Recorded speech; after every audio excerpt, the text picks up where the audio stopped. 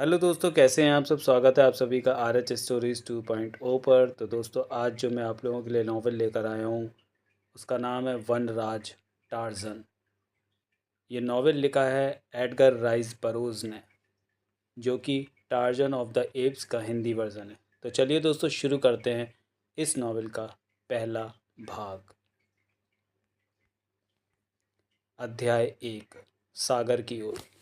यह कहानी मुझे एक ऐसे व्यक्ति से पता चली जिसे इसे किसी को भी बताने का कोई अधिकार नहीं था। इस रहस्योद्घाटन की शुरुआत शायद उस पुरानी शराब के असर से हुई जिसने कहानी सुनाने वाले की ज़बान खोल दी थी। रही सही कसर मेरी अपनी शंकाओं ने पूरी कर दी। जब मैंने उसकी बातों पर अविश्वास जताया तो अपने आत्मसम्मान को बचाने की ज़िद में उसने मुझे वे सबूत भी दिखा दिए जो शायद उसे छिपा कर रखने चाहिए थे।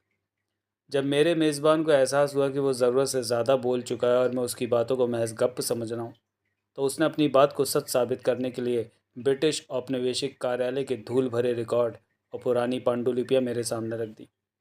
मैं ये दावा नहीं करता कि ये कहानी पूरी तरह सत्य है, क्योंकि इन घटनाओं का मैं स्वयं साक्षी नहीं रहा।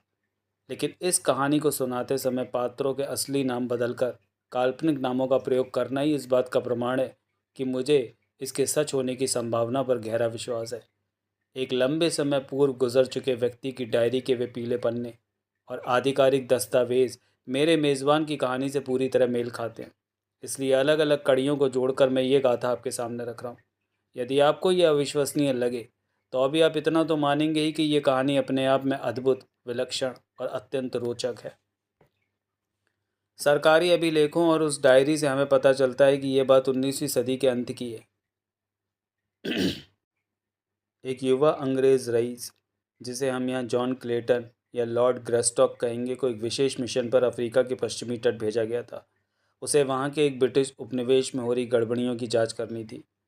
मामला ये था कि एक अन्य यूरोपीय शक्ति वहाँ के मासूम आदिवासियों को अपनी सेना में भर्ती करने के बहाने ले जा रही थी। इन सैनिकों का इस्तेमाल कांगो और अरुविमी नदियों के दुर्गम जंगलों से ज़बरदस्ती रबड़ और हाथी दाँत वसूलने के लिए किया जाता था। ब्रिटिश उपनिवेश के लोगों की शिकायत थी कि उनके नौजवानों को सुनहरे सपने दिखाकर ले जाया जाता है, लेकिन उनमें से शायद ही कोई कभी लौट कर घर आता है। अफ्रीका में तैनात ब्रिटिश अधिकारियों का दावा तो इससे भी कहीं अधिक गंभीर था। उनका कहना था कि इन मासूम अशेतों को वस्तुतः गुलाम बनाकर रखा गया। जब उनकी सेवा की अवधि समाप्त हो जाती, तब भी उनके श्वेत अधिकारी उनकी अज्ञानता का फ़ायदा उठाते और उन्हें ये झूठ बोलकर रुकने पर मजबूर करते कि उनकी सेवा के अभी कई साल बाकी हैं। इसी पृष्ठभूमि में औपनिवेशिक कार्यालय ने जॉन क्लेटन को ब्रिटिश पश्चिम अफ्रीका में एक नए पद पर नियुक्त किया। आधिकारिक तौर पर उनकी नियुक्ति साधारण थी, लेकिन उनके गुप्त निर्देश बेहद संवेदनशील थे। उन्हें उस मित्र यूरोपीय शक्ति द्वारा ब्रिटिश नागरिकों के साथ किए जा रहे अमानवीय व्यवहार की तह तक जाना था। हालांकि उनके मिशन का उद्देश्य इस कहानी के लिए अब कोई मायने नहीं रखता, क्योंकि वे कभी अपनी जांच शुरू ही नहीं कर पाए। सच तो यह है कि वे कभी अपनी मंजिल तक पहुंचे ही नहीं। क्लेटन उस पीढ़ी के आदर्श अंग्रेज थे जिन्हें इतिहास के महान युद्धों और गौरवशाली स्मारकों का प्रतीक माना जाता है। वे मानसिक, नैतिक और शारीरिक रूप से एक सुदृढ़ और पौरुषपूर्ण व्यक्तित्व के धनी थे।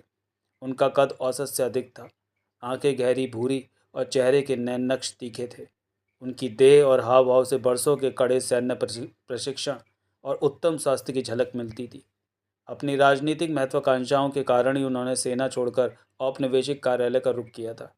यही वजह थी कि इतनी कम उम्र में ही उन्हें महारानी की सेवा में एक अत्यंत महत्वपूर्ण और गोपनीय जिम्मेदारी सौंपी गई।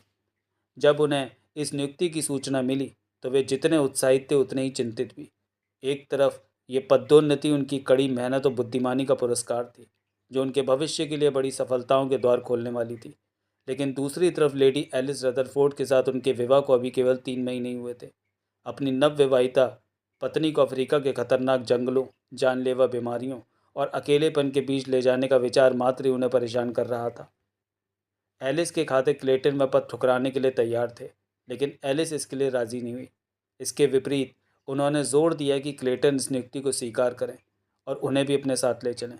इस फैसले पर राय देने के लिए माताओं, भाइयों, बहनों और रिश्तेदारों का पूरा कुनबा मौजूद था, लेकिन इतिहास इस बारे में मौन है कि किसने क्या सलाह दी। हमें बस इतना पता है कि मई 1888 की एक खुशनुमा सुबह लॉर्ड और लेडी ग्रेस्टोक अफ्रीका की ओर अपनी यात्रा के लिए डोवर बंदरगाह से रवाना हुए। 1 महीने बाद वे फ्री टाउन पहुँचे, जहाँ उन्होंने फोवाल्डा नामक एक छोटी पालदार नौका किराए पर ली, जिसे उन्हें अपने अंतिम पड़ाव तक पहुंचाना था।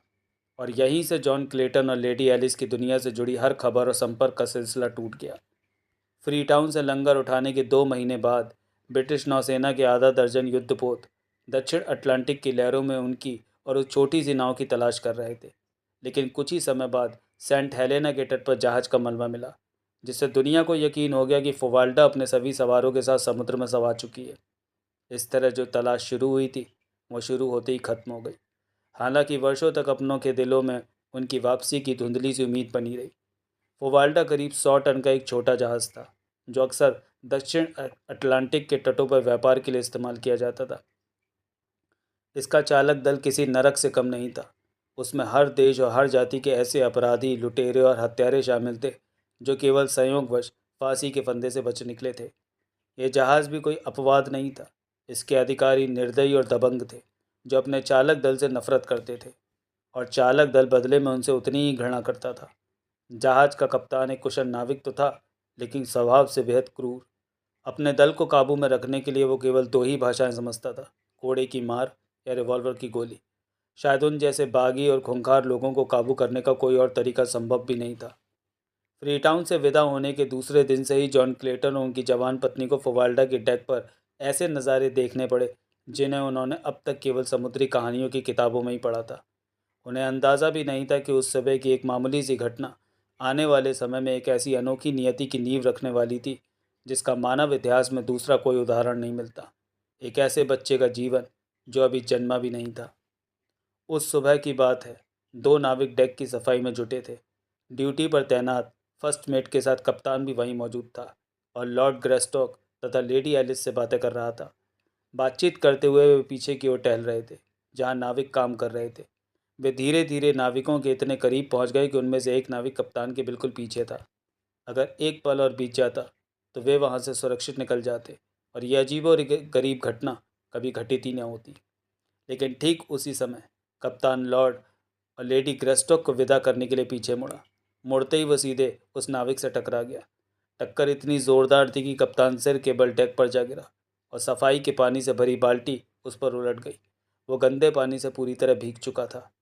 एक पल के लिए यह दृश्य बड़ा ही हास्यास्पद लगा, लेकिन वह हंसी चंद सेकंडों में ही गायब हो गई। अपमान और क्रोध से तमतमाए कप्तान ने गंदी गालियों की बौछार करते हुए खुद को संभाला और एक ज़ोरदार घूंसे से उस नाविक को डेक पर ढेर कर दिया। वो बेचारा नाविक कद में छोटा और बूढ़ा था, जिससे कप्तान की यह हरकत और भी घिनौनी और क्रूर लग रही थी। लेकिन वहाँ मौजूद दूसरा नाविक ना तो छोटा था और ना ही कमज़ोर। वो किसी विशालकाय भालू जैसा भारी भरकम आदमी था, जिसकी घनी काली मूछें थीं और मजबूत कंधों के ऊपर एक बैल जैसी गठी हुई गर्दन थी। अपने साथी को ज़मीन पर गिरता देख वो नाविक किसी जंगली जानवर की तरह गुर्राया और बिजली की तेज़ी से कप्तान पर झपटा। उसके एक ही घातक प्रहार ने कप्तान को घुटनों के बल ला खड़ा किया। अधिकारी का चेहरा गुस्से से लाल होने के बजाय अब डर और हैरानी से पीला पड़ गया। यह साफ तौर पर विद्रोह था। अपने क्रूर करियर में उसने पहले भी ऐसे बगावती तेवर देखे थे और उन्हें बेरहमी से कुचला भी था। उसने उठने तक का इंतज़ार नहीं किया। ज़मीन पर गिरे गिरे ही जेब से अपनी रिवॉल्वर निकाली और उस विशालकाय नाविक के सीने को निशाना बनाकर गोली चला दी। लेकिन जॉन क्लेटन की फुर्ती भी गजब की थी। जैसे ही उन्होंने धूप में हथियार की चमक देखी, उन्होंने तुरंत कप्तान की बाह पर वार किया। इस कारण नाविक के दिल को भेदने वाली गोली चूक गई और उसके पैर में जा लगी। इसके बाद क्लेटन और कप्तान के बीच तीखी बहस हुई। क्लेटन ने 2 टूक शब्दों में साफ कर दिया कि वह चालक दल के प्रति की जा रही इस अमानवीय क्रूरता से नफरत करते हैं। उन्होंने चेतावनी दी कि जब तक वे और लेडी ग्रेस्टॉक इस जहाज़ पर सवार हैं, वे ऐसी किसी भी हिंसक हरकत को बर्दाश्त नहीं करेंगे। कप्तान गुस्से में भरकर कोई तीखा जवाब देने ही वाला था, लेकिन फिर उसने खुद को रोक लिया। वो बड़बड़ाता और पैर पटकता हुआ वहाँ से चला गया। वो किसी रसूखदार अंग्रेज़ अधिकारी को नाराज़ करने का जोखिम नहीं उठाना चाहता था, क्योंकि वह रानी यानी महारानी विक्टोरिया की ताकत से वाकिफ़ था।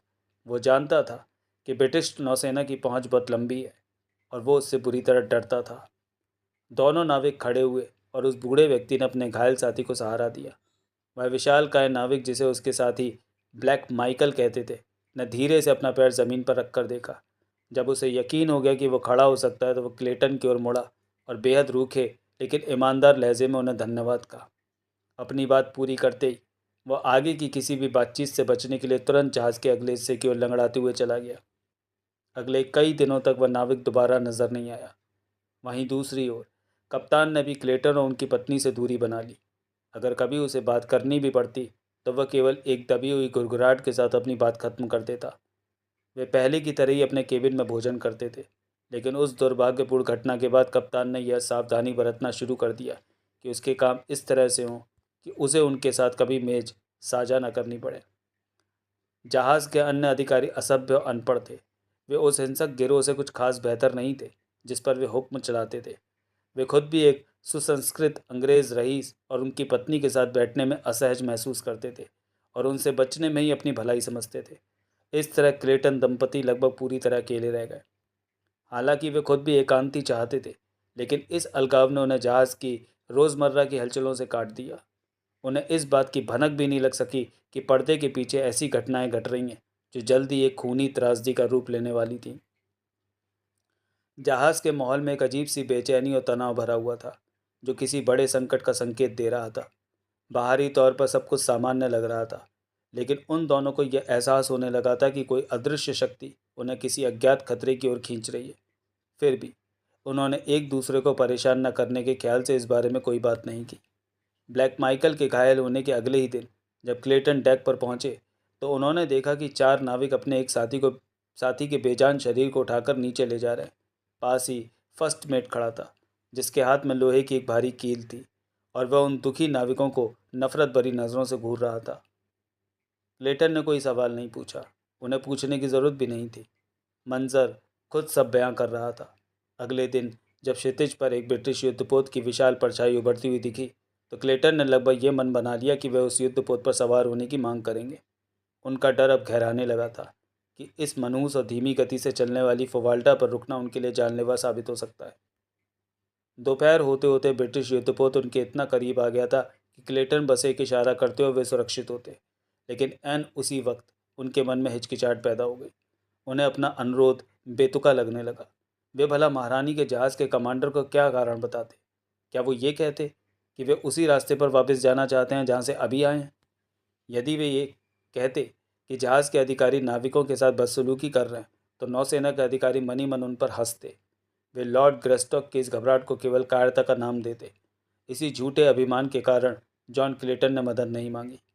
दोपहर ढलते ही उन्होंने उस युद्धपोत को क्षितिज में ओझल होते देखा, लेकिन कुछ ही घंटों बाद उन्हें वह सच्चाई पता चली जिसने उनके भीतर के सबसे गहरे डर पर मोहर लगा दी और उन्हें उस पल के लिए खुद को कोसने पर मजबूर कर दिया, जब सुरक्षा उनके ठीक सामने थी पर अब हमेशा के लिए हाथ से निकल चुकी थी। दोपहर के वक्त वही बूढ़ा नाविक जिसे कप्तान ने कुछ दिन पहले पीटा था, क्लेटन दंपति के पास आया। वे दोनों जहाज़ के किनारे खड़े होकर दूर जाते युद्धपोत को देख रहे थे। वो नाविक पीतल की पॉलिश करने का नाटक कर रहा था। पास आते ही उसने दबी आवाज़ में कहा, इस जहाज़ पर रहना आपको बहुत भारी पड़ेगा हुजूर। मेरी बात याद रखिएगा, बहुत भारी पड़ेगा। तुम्हारा क्या मतलब है दोस्त? क्लेटन ने चौकन्ने होकर पूछा। क्या आपको दिखाई नहीं दे रहा? क्या आपने सुना नहीं कि वो शैतान कप्तान और उसके साथी कैसे हमारे आदमियों की धज्जियाँ उड़ा रहे हैं? कल 2 के सिर फोड़े गए और आज 3 के। ब्लैक माइकल अब बिल्कुल ठीक हो चुका है और वो ऐसा आदमी नहीं है जो ये सब चुपचाप बर्दाश्त कर ले। मेरी बात याद रखिएगा हुजूर।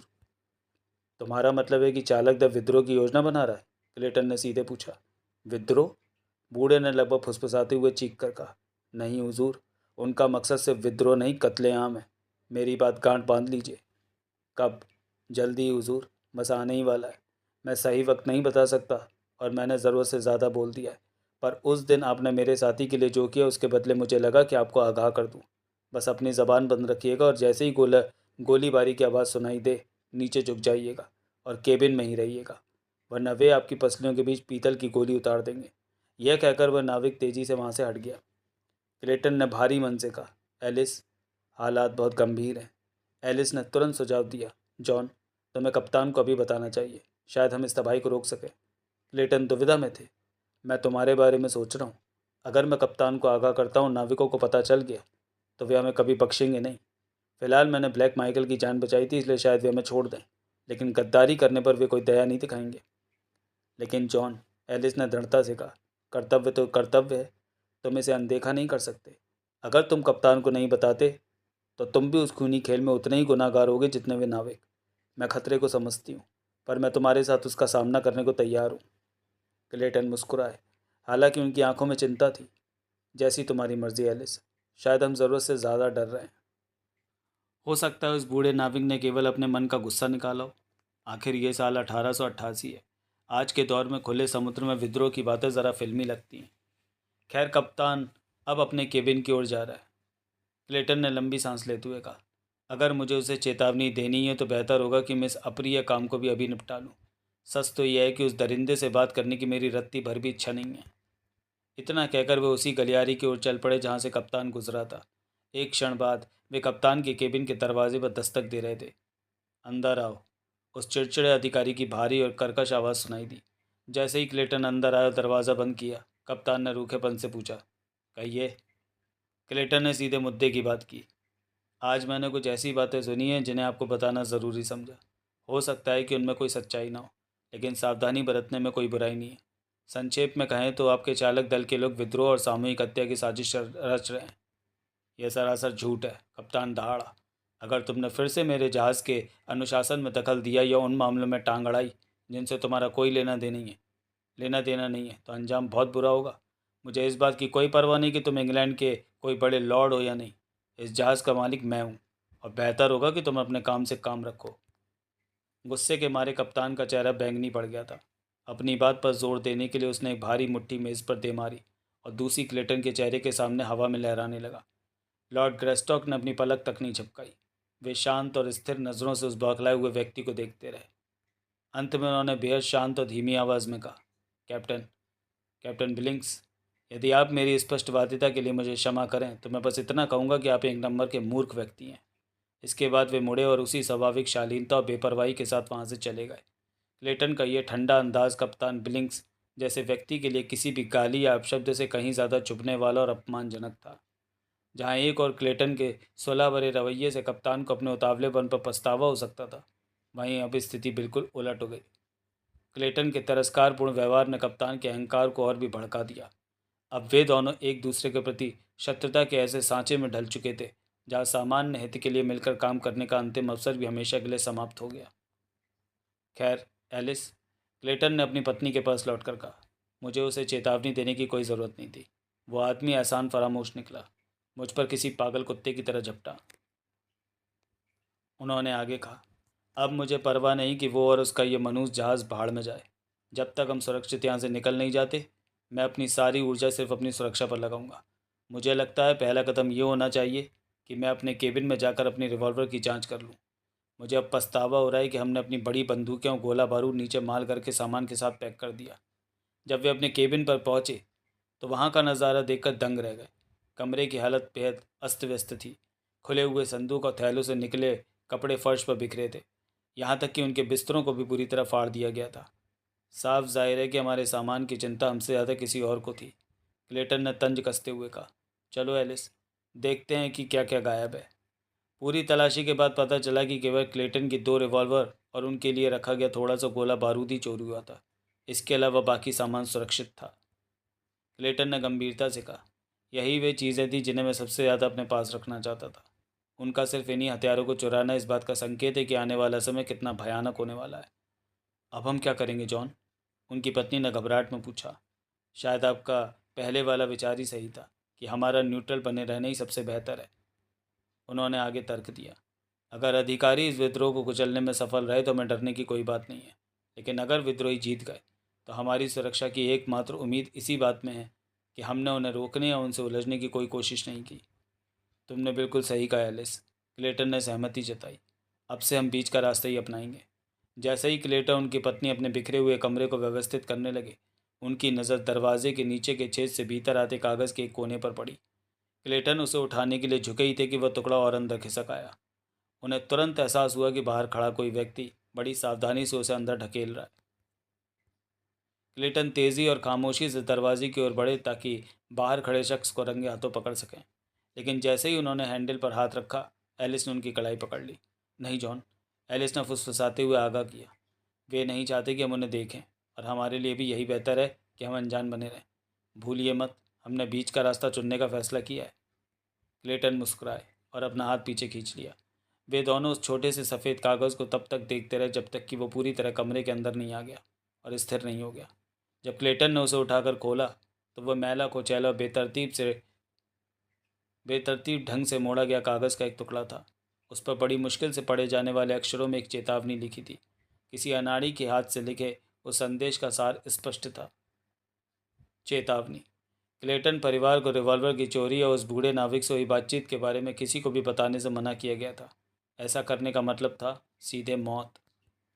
क्लेटन ने एक फीकी मुस्कान के साथ कहा, लगता है अब हमारे पास और कोई विकल्प नहीं बचा है।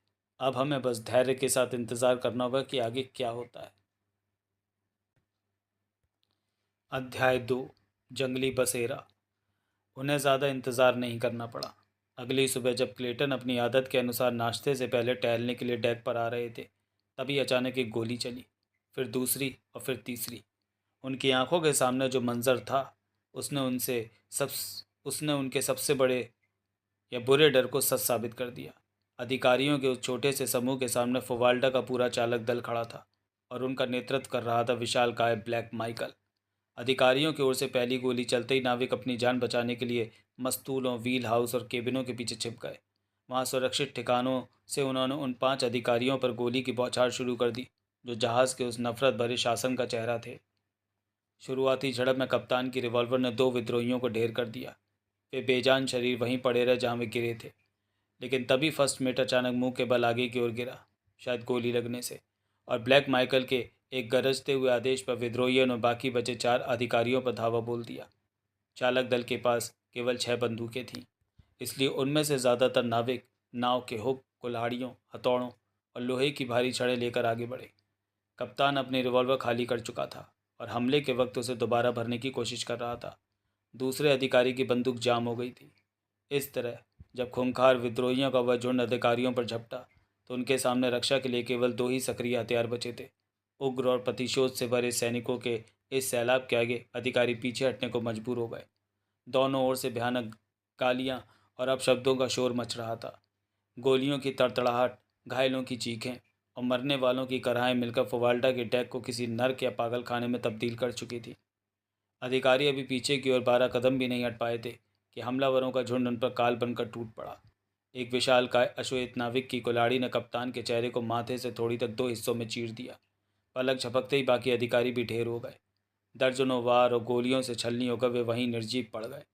फोवाल्डा के विद्रोहियों ने अपना काम बड़ी संक्षिप्तता और भयावह भयावह भयावहता से अंजाम दिया था। इस पूरे खूनी मंजर के दौरान जॉन क्लेटन गलियारे के किनारे रेलिंग से टिके हुए बड़े ही इत्मीनान से अपने पाइप के कश ले रहे थे। वे इतने शांत दिख रहे थे मानो किसी मैदान में बैठकर कोई साधारण क्रिकेट मैच देख रहा हूँ। जैसे ही आखिरी अधिकारी की सांसें थमी, क्लेटन को ख्याल आया कि उन्हें तुरंत अपनी पत्नी के पास लौट जाना चाहिए। कहीं ऐसा ना हो कि चालक दल का कोई सदस्य उन्हें नीचे केबिन में अकेला पाकर नुकसान पहुंचाए। बाहर से भले ही क्लेटन बर्फ की तरह शांत और उदासीन दिख रहे थे, लेकिन उनके भीतर चिंताओं का तूफान उठा हुआ था। वे उन जाहिल और आधे जंगली लोगों के बीच अपनी पत्नी की सुरक्षा को लेकर गहरे संकट में थे, जिनके हाथों में किस्मत ने उन्हें इतनी बेरहमी से ढकेल दिया था। जैसे ही वे सीढ़ियों से नीचे उतरने के लिए मुड़े, वे ये देखकर ठिठक गए कि एलिस उनके पीछे ही सीढ़ियों पर खड़ी थी। एलिस, तुम यहाँ कब से हो? शुरू से ही, उन्होंने कांपती आवाज़ में जवाब दिया। ये कितना खौफनाक है जान। ओह, कितना भयावह। ऐसे बेरहम लोगों से हम भला क्या उम्मीद रख सकते हैं? उम्मीद है कि वे हमें नाश्ता देंगे। क्लेटन ने उनकी चिंता कम करने के लिए एक साहसी मुस्कान के साथ मजाक किया। फिर उन्होंने गंभीरता से आगे कहा, कम से कम मैं उनसे पूछकर तो देखता हूँ। मेरे साथ आओ एलिस। हमें उन्हें यह जताना होगा कि हमें उनसे शिष्टाचार और सम्मान के अलावा किसी और चीज़ की उम्मीद ही नहीं है। जहाज़ पर खूनी खेल जारी था। विद्रोहियों ने मृत और घायल अधिकारियों को घेर लिया और बिना किसी दया के जीवित और मृत दोनों को उठाकर समुद्र में फेंकना शुरू कर दिया। उनकी निर्दयता की हद ये थी कि उन्होंने अपने ही मृत और मरणासन साथियों के साथ भी वही सलूक किया। तभी चालक दल के एक सदस्य की नज़र क्लेटन दंपत्ति पर पड़ी। वो, ये लो 2 और मछलियाँ, चिल्लाते हुए कुल्हाड़ी तान कर उनकी ओर झपटा। लेकिन ब्लैक माइकल उससे भी ज़्यादा फुर्तीला निकला। इससे पहले कि वो नाविक कुछ कदम और चलता, माइकल की गोली उसकी पीठ को चीर गई और वो वहीं ढेर हो गया। एक ज़ोरदार दहाड़ के साथ ब्लैक माइकल ने सबका ध्यान अपनी ओर खींचा और लॉर्ड और लेडी ग्रेस्टॉक की ओर इशारा करते हुए चिल्लाया, ये मेरे दोस्त हैं, इन्हें कोई हाथ नहीं लगाएगा, समझ गए? फिर वो क्लेटन की ओर मुड़ा और बोला, अब इस जहाज़ का कप्तान मैं हूँ और यहाँ वही होगा जो मैं चाहूँगा। बस तुम लोग अपने काम से काम रखो और केबिन में ही रहो, कोई तुम्हें नुकसान नहीं पहुँचाएगा। ये कहते हुए उसने अपने साथियों को धमकी भरी नज़रों से देखा। क्लेटन परिवार ने ब्लैक माइकल की बात का पूरी तरह पालन किया। वे अगले कुछ दिनों तक केबिन में ही रहे, जिससे उन्हें विद्रोहियों की अगली योजनाओं की भनक तक नहीं लगी। कभी कभी उन्हें नाविकों के बीच झगड़े और गाली गलौज की आवाज़ें सुनाई देती, और 2 बार तो सन्नाटे को चीरती हुई गोलियों की आवाज़ भी गूंजी। लेकिन ब्लैक माइकल उन लुटेरों को काबू में रखने वाला एक सख्त नेता साबित हो रहा था। अधिकारियों की हत्या के 5वें दिन दूर क्षितिज पर जमीन दिखाई दी। ये कोई द्वीप था या मुख्य भूमि, इसका अंदाज़ा ब्लैक माइकल को नहीं था। उसने क्लेटन को सूचित किया कि यदि वह स्थान रहने योग्य पाया गया तो उन्हें और उनके सामान को वहाँ किनारे पर उतार दिया जाएगा। तुम वहाँ कुछ महीनों तक आराम से रह पाओगे, उसने समझाया। तब तक हम किसी आबाद तट पर पहुँच कर तितर बितर हो जाएंगे। उसके बाद मैं किसी तरह तुम्हारी सरकार तक तुम्हारी खबर पहुँचा दूंगा और वे तुम्हें लेने के लिए युद्धपोत भेज देंगे। उसने स्पष्ट शब्दों में अपनी मजबूरी भी जाहिर की। देखिए हुजूर, बिना ढेर सारे तीखे सवालों के आपको सीधे सभ्य दुनिया यानी शहर तक पहुंचाना हमारे लिए मुमकिन नहीं है, क्योंकि उन सवालों के जवाब हम में से किसी के पास नहीं है। क्लेटन ने उन्हें एक अनजान तट पर इस तरह बेसहारा छोड़ने की अमानवीयता का कड़ा विरोध किया। उन्होंने तर्क दिया कि जंगली जानवरों और शायद उनसे भी ज़्यादा खूंखार आदिवासियों के बीच उन्हें मौत के मुंह में ढकेला जा रहा है, लेकिन उनकी दलीलों का कोई असर नहीं हुआ। उल्टा ब्लैक माइकल का पारा और चढ़ गया। अंततः क्लेटन को खामोश होना पड़ा और उन्होंने तय किया कि इस बदतर स्थिति में वे जो भी बेहतर कर सकते हैं वही करेंगे। दोपहर के करीब 3 बजे वे एक बेहद खूबसूरत और घने पेड़ों से घिरे तट के पास पहुंचे। ये एक शांत खाड़ी जैसा लग रहा था जिसके चारों ओर ज़मीन थी। ब्लैक माइकल ने एक छोटी सी नाव में कुछ नाविकों को भेजा ताकि वे पानी की गहराई नाप सकें और देख सकें कि क्या फोवाल्डर सुरक्षित रूप से अंदर जा सकता है। करीब 1 घंटे बाद नाविक लौटे और खबर दी कि रास्ता काफ़ी गहरा और सुरक्षित है। अंधेरा होने से पहले ही वह विशाल बार्केंटाइन जहाज़ बंदरगाह की दर्पण जैसी शांत सतह पर लंगा डाले खड़ा था। आसपास के नज़ारे उष्णकटिबंधीय हरियाली ने से सराबोर और बेहद लुभावने थे। दूर तक फैली वह भूमि समुद्र तल से पहाड़ियों और पठारों की शक्ल में ऊपर उठती दिखाई दे रही थी, जो पूरी तरह से आदिम और घने जंगलों से ढकी हुई थी। वहाँ इंसानी बस्ती का कोई नामो निशान नहीं था, लेकिन ये साफ था कि वो जगह इंसानों के रहने लायक है। जहाज़ के डेक से ही उन्हें वहाँ ढेरों पक्षी और वन्य जीव दिखाई दे रहे थे। साथ ही खाड़ी में आकर मिलने वाली एक छोटी नदी की चमक इस बात का पक्का सबूत थी कि वहाँ ताज़ा पानी प्रचुर मात्रा में उपलब्ध है। जैसे जैसे धरती पर रात का साया गहराने लगा, क्लेटन और लेडी एलिस जहाज़ की रेलिंग थामे खामोशी से अपने इस नए घर को निहारते रहे। उनके मन में भविष्य को लेकर कई आशंकाएं थीं। विशाल जंगल के अंधेरे से अब जंगली जानवरों की डरावनी आवाज़ें आने लगी थीं। कहीं शेर की दहाड़ गूंज रही थी तो कहीं किसी तेंदुए की तीखी और डरावनी चीख। आने वाली भयानक रातों के अंधेरे में छिपे अज्ञात खतरों की कल्पना मात्र से एलिस सिहर उठी।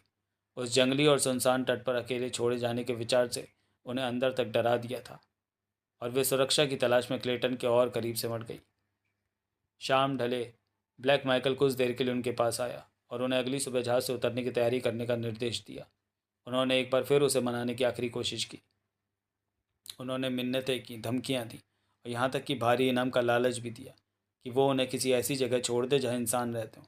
लेकिन ब्लैक माइकल टस से मस नहीं हुआ। उसने 2 टूक शब्दों में कहा, इस जहाज़ पर मैं अकेला ऐसा आदमी हूँ जो तुम दोनों को ज़िंदा देखना चाहता है। हालांकि मैं जानता हूँ कि अपनी सुरक्षा के लिए तुम दोनों को मार देना ही सबसे समझदारी भरा रास्ता होता, पर ब्लैक माइकल एहसान फरामोश नहीं है। तुमने मेरी जान बचाई थी और उसके बदले मैं तुम्हारी जान बख्श रहा हूँ, लेकिन इससे ज़्यादा मैं कुछ नहीं कर सकता। उसने आगे चेतावनी दी, ये लोग अब और इंतज़ार नहीं करेंगे। अगर हमने तुम्हें जल्द ही किनारे नहीं उतारा तो मुमकिन है कि ये लोग अपना इरादा बदल दें, तुम्हें मार डालें। मैं तुम्हारा सारा सामान, बर्तन, तंबू बनाने के लिए पुराने पाल और इतना राशन तुम्हारे साथ भेज दूंगा कि जब तक तुम शिकार या फल ढूंढना न सीख जाओ तब तक तुम्हारा गुजारा हो सके। माइकल ने भरोसा दिलाते हुए कहा, तुम्हारे पास हथियार होंगे, इसलिए मदद आने तक तुम यहाँ सुरक्षित रह सकते हो। जब मैं खुद किसी सुरक्षित जगह छिप जाऊँगा तो ब्रिटिश सरकार को तुम्हारे बारे में खबर कर दूंगा। मैं उन्हें सटीक जगह तो नहीं बता पाऊँगा, लेकिन क्योंकि मुझे खुद नहीं पता कि हम कहाँ हैं, पर वे तुम्हें ढूंढ ही लेंगे। उसके जाने के बाद दोनों भारी मन से नीचे अपने केबिन में चले गए। निराशा और अनहोनी की आशंका उन पर हावी थी। क्लेटन को ब्लैक माइकल के वादे पर रत्ती पर भी भरोसा नहीं था कि वह सरकार को कोई सूचना देगा।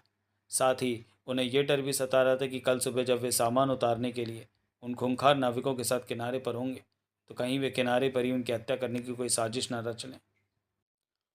जैसे ही वे ब्लैक माइकल की नज़रों से ओझल होते, चालक दल का कोई भी सदस्य उन्हें मौत के घाट उतार सकता था और माइकल का ज़मीर इस बात से साफ बचा रहता। लेकिन अगर वे इस खतरे से बच भी जाते, तो क्या उनके सामने इससे भी बड़े संकट खड़े नहीं थे? जॉन क्लेटन एक मजबूत और चुस्त व्यक्ति थे। वे शायद अकेले कई वर्षों तक जीवित रह भी जाते। लेकिन एलिस का क्या? और उस नन्ही जान का क्या, जो जल्द ही इस आदिम दुनिया की कठोरताओं और खतरों के बीच जन्म लेने वाली थी? अपनी स्थिति की भयावता और लाचारी का विचार मात्र ही क्लेटन के रोंगटे खड़े कर देने के लिए काफ़ी था। लेकिन यह ईश्वर की कृपा ही थी कि वे उस काली वास्तविकता को देख पाने में असमर्थ थे, जो उस घने जंगल की गहराइयों में उनका इंतज़ार कर रही थी।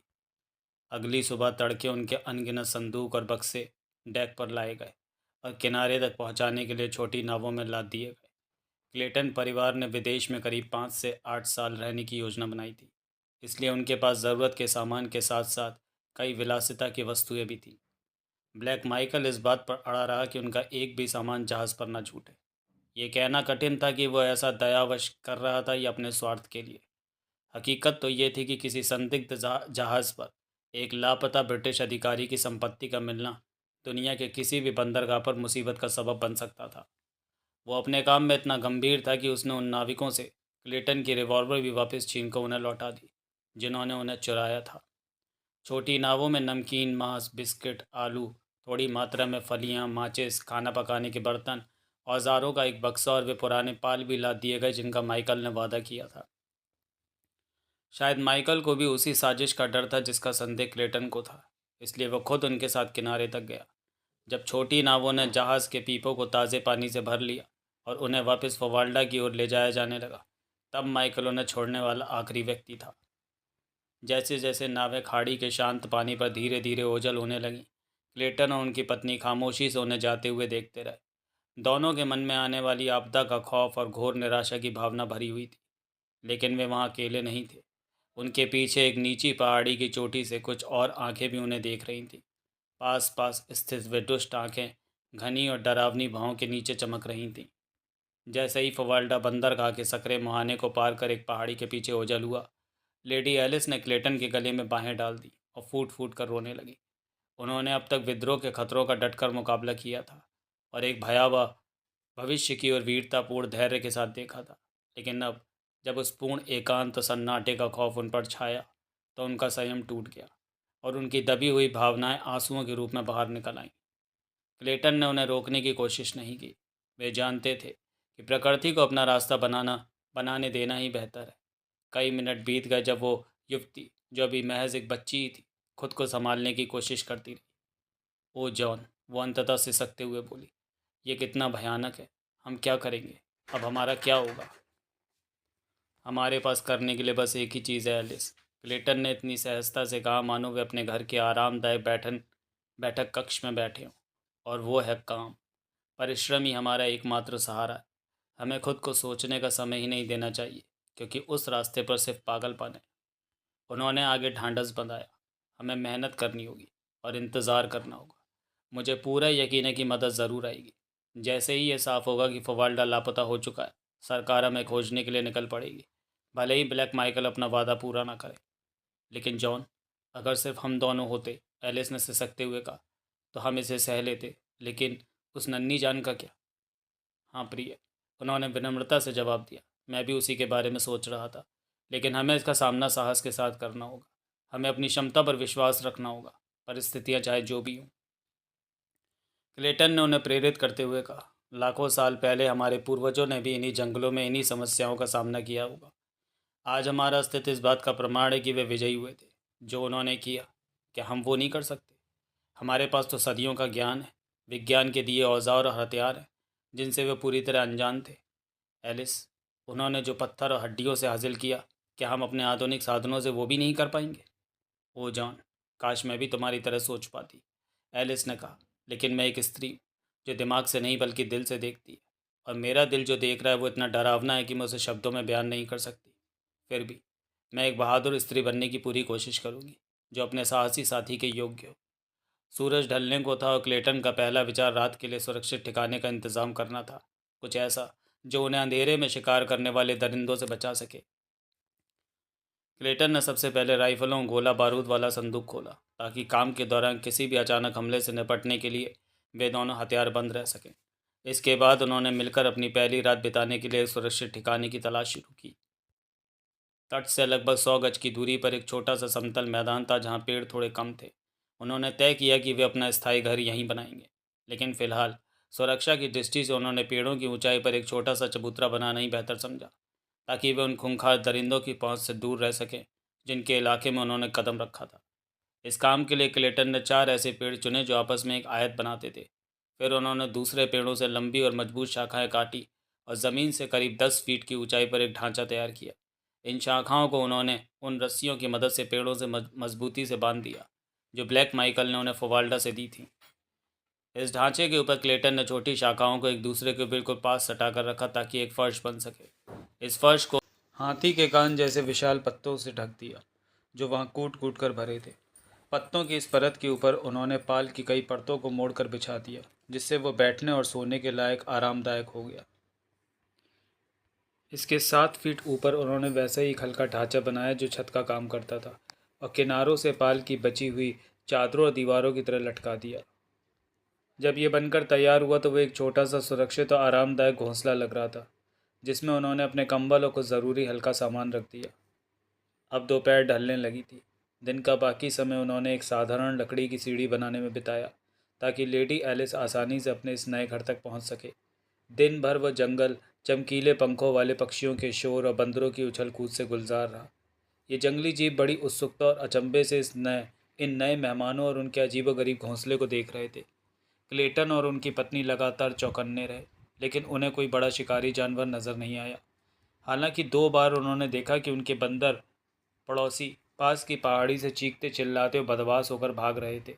वे डर के मारे बार बार पीछे मुड़कर देख रहे थे, मानो वे किसी ऐसी भयानक चीज़ से बचकर भाग रहे हों जो वहीं कहीं झाड़ियों में घात लगाए बैठी थी। शाम ढलने से ठीक पहले क्लेटन ने अपनी सीढ़ी का काम पूरा कर लिया। पास की ही एक जलधारा से पानी का बर्तन भरकर वे दोनों सुरक्षित रहने की उम्मीद में अपने उस ट्री हाउस की ओर बढ़ गए। गर्मी ज़्यादा होने के कारण क्लेटन ने छत से लटकते पर्दों को ऊपर की ओर मोड़ दिया था। वे दोनों कंबलों पर पालथी मारकर बैठे ही थे कि अचानक लेडी एलिस की नज़र घने पेड़ों के बीच जम गई। उन्होंने घबराहट में क्लेटन की बाँह पकड़ ली। जॉन, उन्होंने फुसफुसाते हुए कहा, देखो, वो क्या है? क्या वो कोई आदमी है? क्लेटन ने इशारा की गई दिशा में देखा। धुंधली छाया और ढलती रोशनी के बीच उन्हें पहाड़ी की चोटी पर एक विशालकाय आकृति सीधी खड़ी दिखाई दी।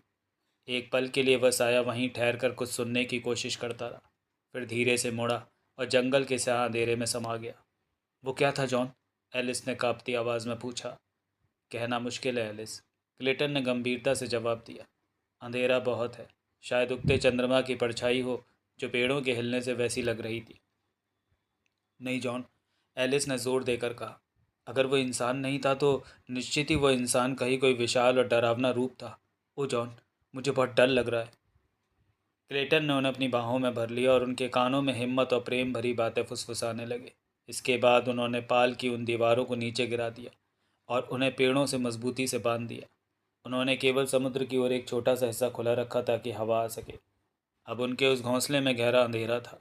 थकावट और तनाव से चूर वे अपनी चादरों पर लेट गए ताकि कुछ समय के लिए इस कड़वी हकीकत को भूल सके। क्लेटन खुले हुए हिस्से की ओर मुंह करके लेटे थे और उनकी राइफल और दोनों रिवॉल्वर उनके बिल्कुल करीब थे। जैसे ही उन्होंने आंखें मूंदी, जंगल से एक तेंदुए की रोंगटे खड़े कर देने वाली चीख सुनाई दी। वो शिकारी धीरे धीरे उनके करीब आता गया, यहाँ तक कि उन्हें उस जानवर की सांसें और हलचल अपने बिल्कुल नीचे महसूस होने लगी। 1 घंटे से भी अधिक समय तक वे उसे उन पेड़ों को सूंघते और नाखूनों से खरोंचते सुनते रहे जिन पर उनका चबूतरा टिका था।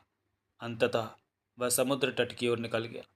क्लेटन ने चांदनी की दूधिया रोशनी में उसे स्पष्ट देखा। वो एक अत्यंत विशाल और शक्तिशाली तेंदुआ था, जैसा उन्होंने पहले कभी नहीं देखा था। अंधेरे के उन लंबे घंटों में वे मुश्किल से ही झपकी ले पाए।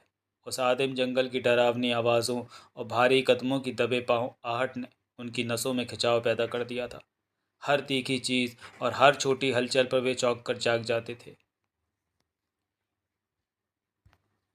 अध्याय 3, जीवन और मृत्यु।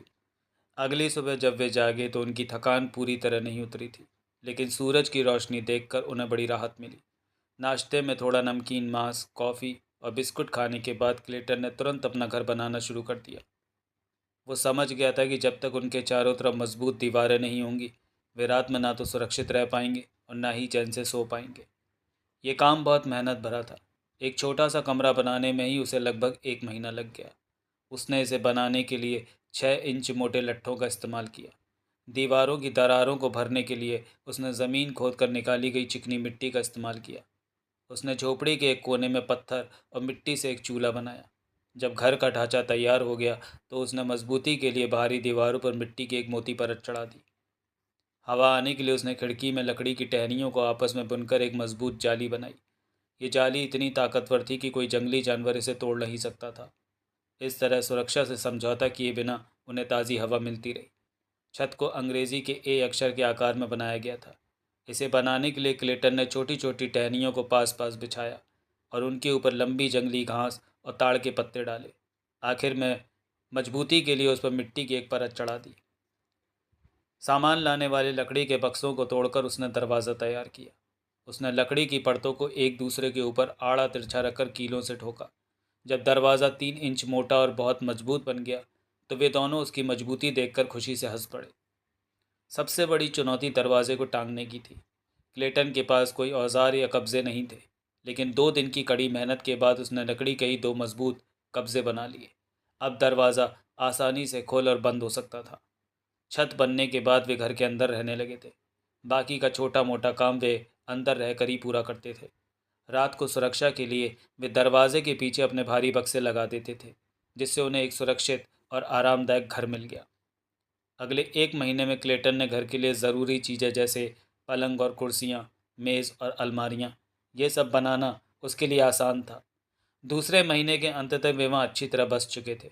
अब बस 2 ही मुश्किलें बची थी, जंगली जानवरों का डर और अकेलापन, वरना वे वहाँ काफ़ी हद तक सुखी थे। रात के समय बड़े बड़े जंगली जानवर उनकी झोपड़ी के इर्द गिर्द घूमते और दहाड़ते थे। शुरू में तो ये डरावना था, लेकिन धीरे धीरे उन्हें इन आवाज़ों की आदत हो गई।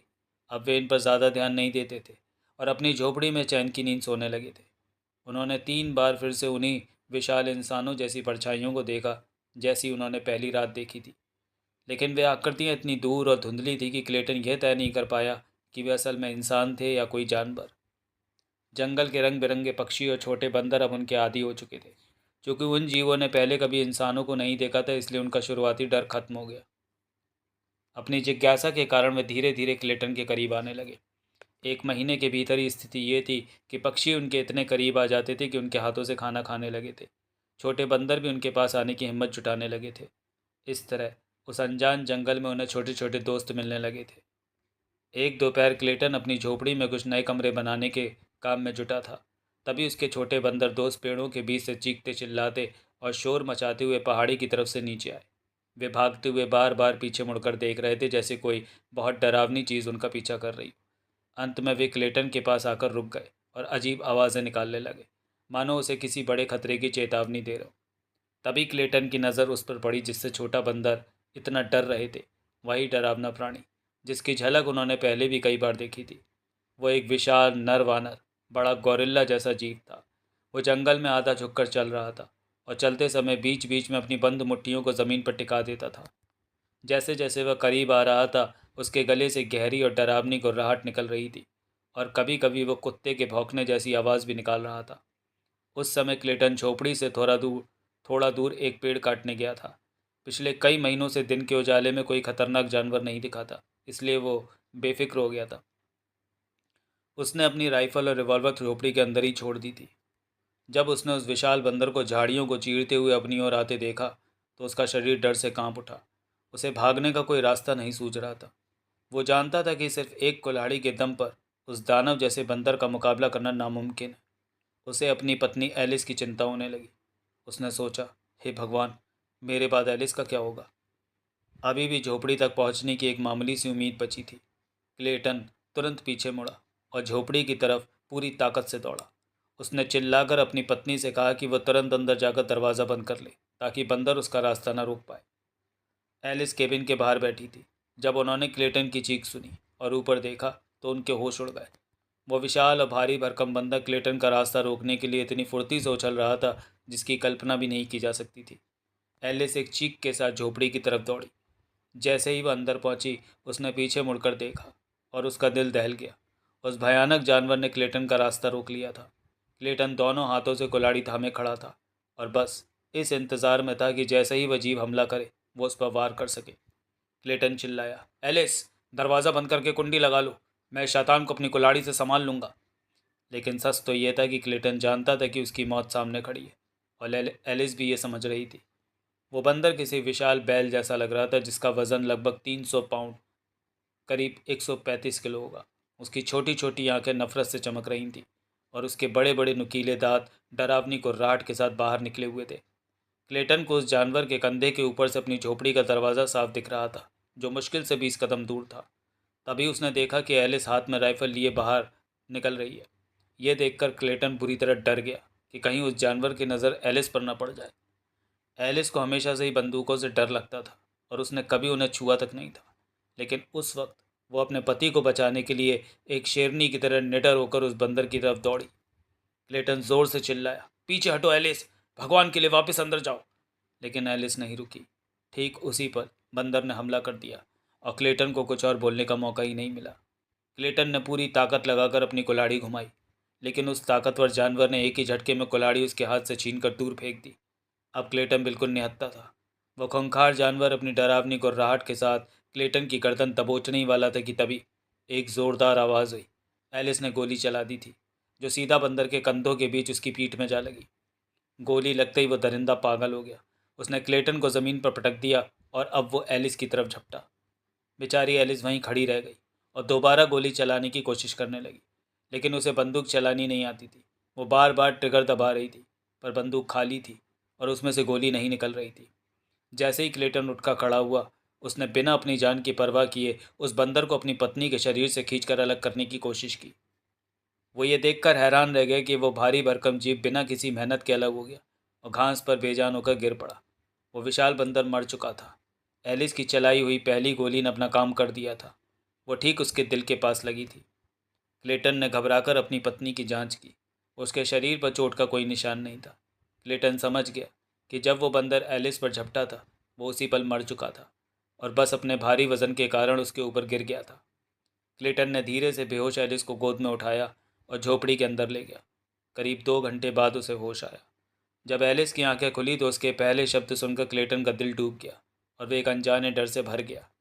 होश में आने के बाद एलिस ने झोपड़ी के अंदरूनी हिस्से को ऐसे देखा जैसे वो उसे पहली बार देख रही हो, और फिर एक गहरी चैन की सांस लेते हुए कहा। होश में आते ही एलिस ने कहा, ओ जॉन, घर लौटकर कितना अच्छा लग रहा है। प्रिय, मैंने एक बहुत डरावना सपना देखा।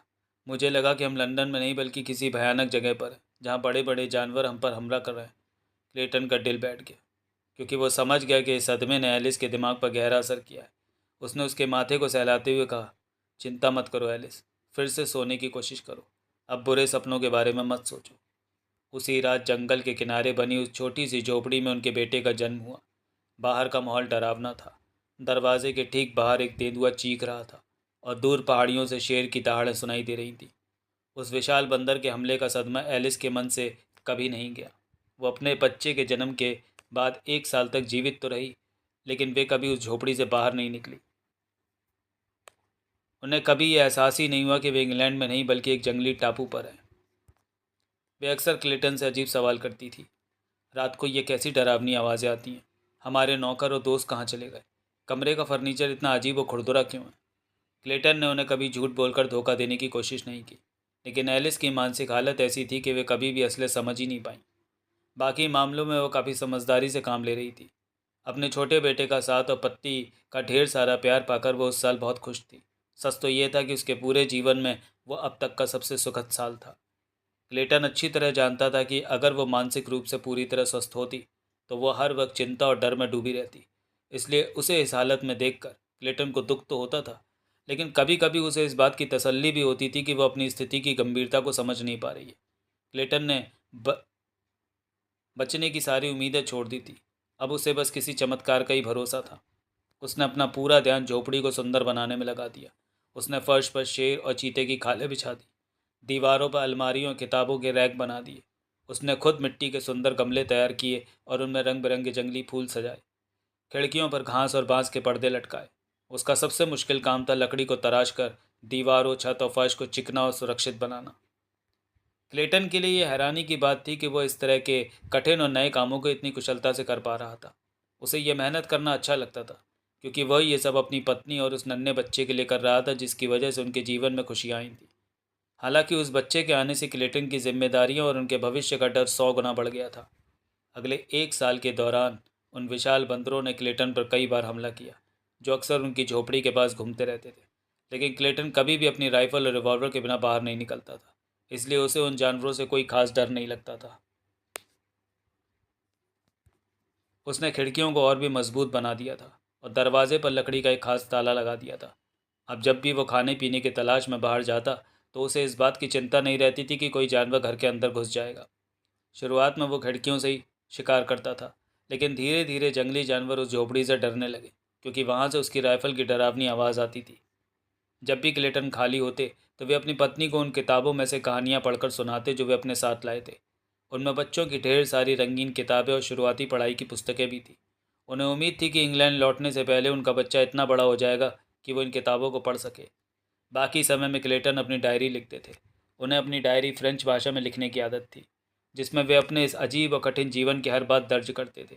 वे इस डायरी को सुरक्षा के लिए एक छोटे से लोहे के बक्से में बंद रखते थे। बेटे के जन्म के बाद 1 साल बाद लेडी एलिस की रात में सोते समय शांति से मृत्यु हो गई। उनकी मौत इतनी शांत थी कि क्लेटन को घंटों तक पता ही नहीं चला कि वे अब इस दुनिया में नहीं रहीं। धीरे धीरे क्लेटन को अपनी भयानक स्थिति का एहसास हुआ। अब उन पर उस छोटे से बच्चे की जिम्मेदारी थी जो पूरी तरह दूध पर निर्भर था। उनके दुख और इस भारी जिम्मेदारी का अंदाज़ा लगाना मुश्किल है। उनकी पत्नी की मौत के अगले दिन क्लेटन ने डायरी में अपनी आखिरी बात लिखी। उन्होंने इस दुखद घटना को बहुत ही साधारण शब्दों में लिखा था, जो उनके गहरे दुख को और भी साफ दिखाता है। ऐसा लग रहा था जैसे लंबे समय की निराशा और दुखों ने उन्हें इतना थका दिया है कि अब इस बड़े सदमे का उन पर कोई खास असर ही नहीं हो रहा था। मेरा छोटा बेटा भूख से रो रहा है, एलिस, मैं क्या करूं? यही जॉन क्लेटन के हाथ से लिखे आखिरी शब्द थे। लिखने के बाद उन्होंने थककर अपना सिर अपनी उन मेज़ पर फैला दी जिसे उन्होंने एलिस के लिए बनाया था। पास ही बिस्तर पर एलिस का शरीर बेजान और ठंडा पड़ा था। दोपहर के समय जंगल की उस गहरी खामोशी में काफ़ी देर तक कोई और आवाज़ सुनाई नहीं दी, सिवाय उस नन्हे बच्चे के दर्द भरे रोने की आवाज़ के। अध्याय 4। बंदर। समुद्र के किनारे से 1 मील दूर जंगल में कीरचक नाम का एक बूढ़ा और ताकतवर बंदर गुस्से में पागल होकर उत्पात मचा रहा था। उसके कबीले के छोटे और हल्के बंदर अपनी जान बचाने के लिए ऊंचे पेड़ों की सबसे पतली टहनियों पर चढ़ गए। उन्हें उन कमज़ोर शाखाओं से गिरकर मरने का उतना डर नहीं था जितना कि पागल हो चुके कीरचक के गुस्से का सामना करने में था। बाकी नर बंदर भी अपनी जान बचाकर हर तरफ भागने लगे, लेकिन उनमें से एक बदकिस्मत बंदर भाग नहीं पाया और गुस्से से भरे कीरचक ने अपने भयानक जबड़ों से उसकी रीढ़ की हड्डी तोड़ डाली। तभी एक और हादसा हुआ। एक मादा बंदर पेड़ की ऊंची शाखा से फिसलकर सीधे कीरचक के पैरों के पास जा गिरी। कीरचक ने एक भयानक चीख मारी और उस पर टूट पड़ा। उसने अपने मजबूत दांतों से उसे बुरी तरह नोच डाला और फिर पेड़ की एक भारी टहनी से उसके सिर पर तब तक वार किया जब तक कि उसका सिर पूरी तरह कुचल नहीं गया। तभी उसकी नज़र काला नाम की मादा बंदर पर पड़ी। काला अपने छोटे तभी उसकी नज़र काला नाम की मादा बंदर पर पड़ी। काला अपने छोटे बच्चे के साथ भोजन ढूंढकर वापस लौट रही थी। उसे कीरचक के इस जानलेवा गुस्से के बारे में कुछ भी नहीं पता था। अचानक जब उसके साथियों ने उसे चेतावनी दी तब जाकर वह अपनी जान बचाने के लिए पागलों की तरह भागने लगी। लेकिन कीरचक उसके बिल्कुल करीब पहुंच चुका था। वह इतना पास था कि अगर काला एक पेड़ से दूसरे पेड़ पर लंबी छलांग न लगाती तो वो उसका पैर पकड़ ही लेता। बंदर ऐसी खतरनाक छलांग तभी लगाते हैं जब मौत सामने खड़ी हो और बचने का कोई दूसरा रास्ता न बचे। काला ने छलांग तो लगा ली, लेकिन जैसे ही उसने दूसरे पेड़ की टहनी पकड़ी उसे एक ज़ोरदार झटका लगा। उसकी गर्दन से चिपका उसका नन्हा बच्चा उस झटके को सह नहीं पाया और उसकी पकड़ छूट गई। काला ने बेबसी से देखा कि उसका बच्चा 30 फीट की ऊंचाई से नीचे ज़मीन पर गिर पड़ा। एक दर्द भरी चीख के साथ काला नीचे की ओर झपटी। अब उसे कीरचक के डर की कोई परवाह नहीं थी। उसने अपने नन्हे बच्चे को गोद में उठाया, लेकिन उसका शरीर बुरी तरह ज़ख्मी हो चुका था और उसकी जान निकल चुकी थी। काला अपने मरे हुए बच्चे को सीने से लगाकर वहीं बैठकर रोने लगी। इस बार किरचक ने उसे कोई नुकसान नहीं पहुंचाया। बच्चे की मौत देखते ही उसका भयानक गुस्सा एकदम शांत हो गया, ठीक वैसे ही जैसे वह अचानक शुरू हुआ था। किरचक एक बहुत ही विशाल बंदर था, जिसका वजन लगभग 160 किलो यानी 350 पाउंड था। उसका माथा छोटा और अंदर की तरफ धंसा हुआ था। उसकी आंखें छोटी और लाल थीं, जो उसकी चपटी नाक के बिल्कुल पास थीं। उसके कान बड़े और पतले थे, लेकिन अपनी प्रजाति के बाकी बंदरों के मुकाबले थोड़े छोटे थे। अपने खतरनाक गुस्से और बेहिसाब ताकत की वजह से वो छोटे से कबीले का राजा बना हुआ था, जहाँ उसका जन्म करीब 20 साल पहले हुआ था। अब वो अपनी उम्र के उस पड़ाव पर था जहाँ वह सबसे ज़्यादा ताकतवर था। उस पूरे जंगल में कोई भी बंदर ऐसा नहीं था जो उसे चुनौती देने की हिम्मत करे, और बड़े जानवर भी उससे दूर ही रहते थे। जंगल के सभी जानवरों में से सिर्फ तानतोर नाम का बूढ़ा हाथी ही उससे नहीं डरता था। बल्कि सच तो ये था कि किरचक खुद उस हाथी से डरता था। जब भी तानतोर चिंगाड़ता तो वह ताकतवर बंदर अपने साथियों के साथ डर के मारे ऊंचे पेड़ों पर चढ़ जाता था। किरचक जिस कबीले पर अपनी क्रूरता से राज करता था, उसमें करीब 6 से 8 परिवार थे। हर परिवार में एक वयस्क नर बंदर बंदर, उसकी मादाएं और बच्चे होते थे। कुल मिलाकर उस झुंड में 60 से 70 बंदर थे। काला उस झुंड के एक नर बंदर टुबलाट की सबसे छोटी साथी थी। टुबलाट का मतलब था टूटी हुई नाक। जिस बच्चे को उसने अभी मरते हुए देखा तो वो उसका पहला बच्चा था, क्योंकि काला की उम्र अभी केवल 9 या 10 साल ही थी। अपनी कम उम्र के बावजूद काला काफ़ी बड़ी और ताकतवर थी। उसके हाथ पैर मजबूत और शरीर सुडौल था। उसका माथा गोल और ऊंचा था, जो यह बताता था कि वो अपनी प्रजाति के बाकी बंदरों से कहीं ज़्यादा समझदार थी। साथ ही उसके दिल में ममता और अपने बच्चे को खोने का गहरा दुख भी बहुत ज़्यादा था। लेकिन इन सब के बावजूद वो थी तो एक जंगली जानवर ही, एक विशाल और डरावनी मादा बंदर। उसकी प्रजाति गोरिल्ला से मिलती जुलती थी, लेकिन वो उनसे अधिक बुद्धिमान थी। गोरिल्ला जैसी ताकत और इंसानी पूर्वजों जैसी बुद्धि ने उसकी प्रजाति को जंगल का सबसे भयानक जीव बना दिया था। जब पूरे कबीले ने देखा कि किरचक का गुस्सा शांत हो गया है, तो वे धीरे धीरे पेड़ों से नीचे उतर आए और अपने उन कामों में लग गए जो डर की वजह से बीच में रुक गए थे। बच्चे फिर से पेड़ों और झाड़ियों के बीच खेलने लगे।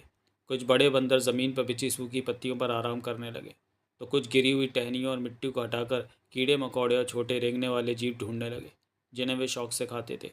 बाकी बंदर पास के पेड़ों पर फल, मेवे, छोटे पक्षी और अंडे तलाशने लगे। करीब 1 घंटे बाद किरचक ने सबको बुलाया और उन्हें अपने पीछे आने का इशारा करते हुए समुद्र की ओर चल पड़ा।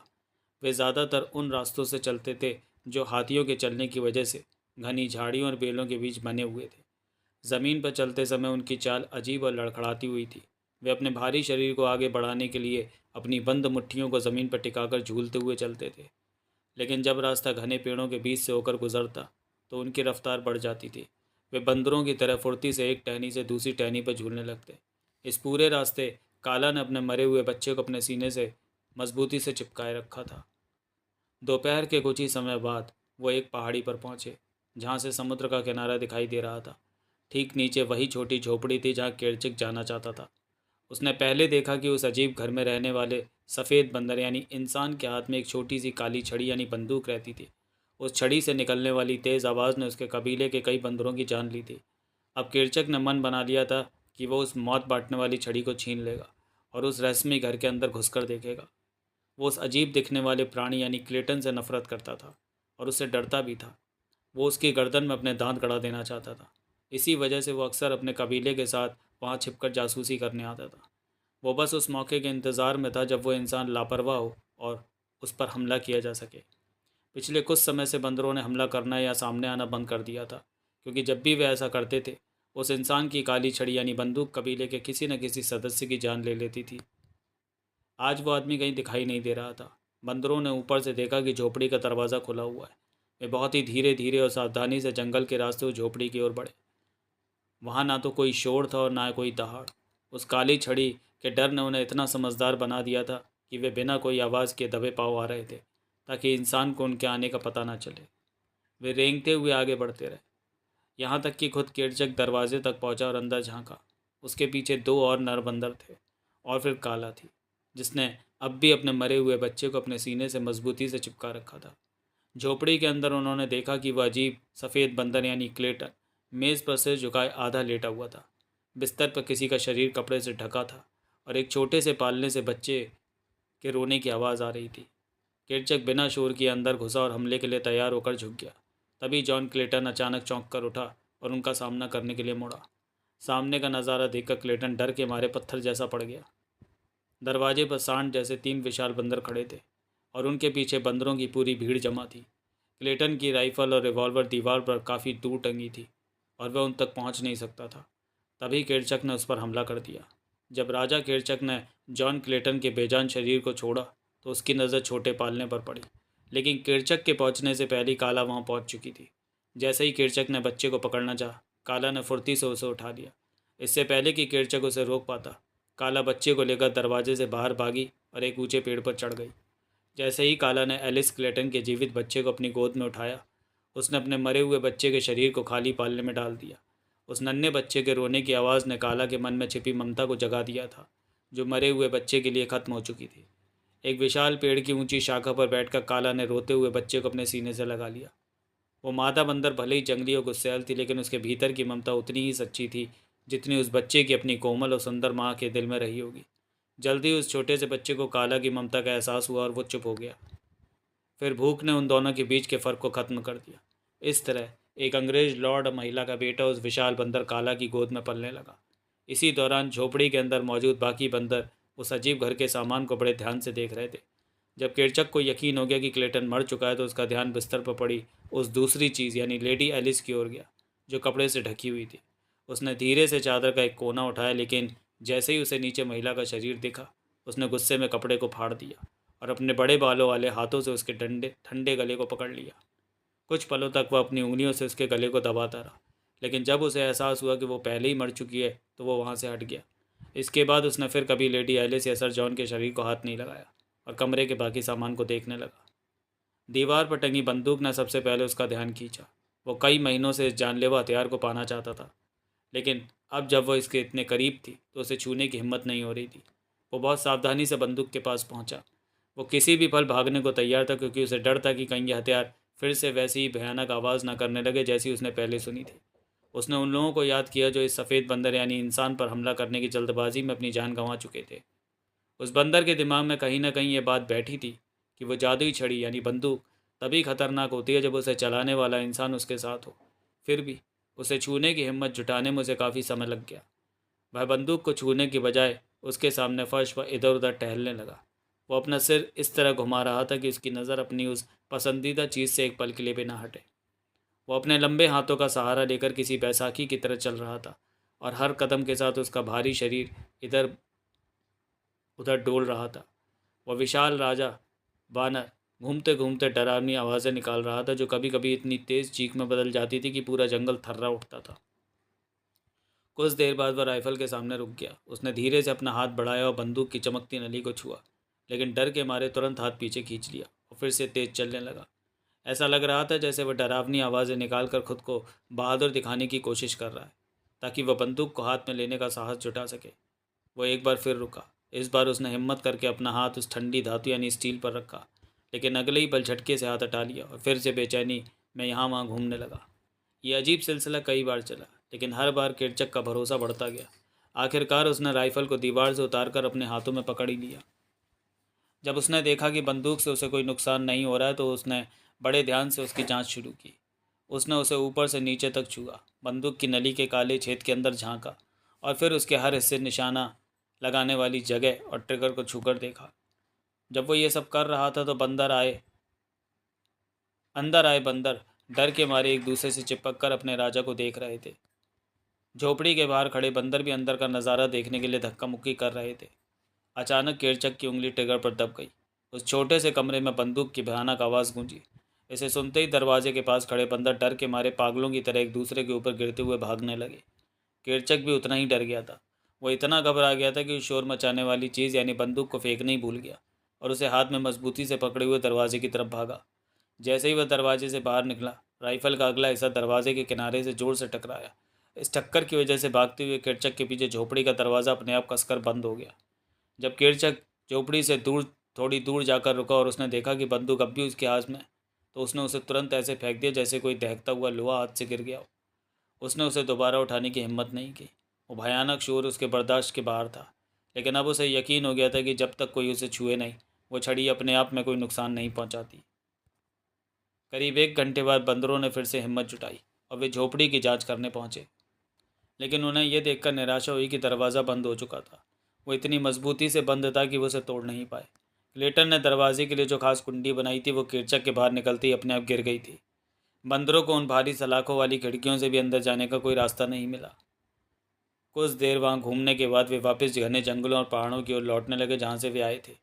काला अपने गोद लिए हुए छोटे बच्चे को लेकर अब तक पेड़ से नीचे नहीं उतरी थी, लेकिन जब केरचक ने उसे बाकी साथियों के साथ चलने के लिए बुलाया और उसकी आवाज़ में अब गुस्सा नहीं था, तो काला फुर्ती से एक टहनी से दूसरी टहनी पर होती हुई नीचे आई और सबके साथ अपने घर की ओर चल पड़ी।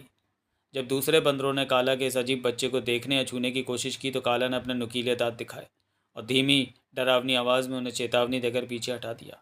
जब उसे यकीन हो गया कि उसके साथी बच्चे को नुकसान नहीं पहुंचाना चाहते, तब उसने उन्हें पास आने तो दिया, लेकिन बच्चे को छूने की इजाज़त किसी को नहीं दी।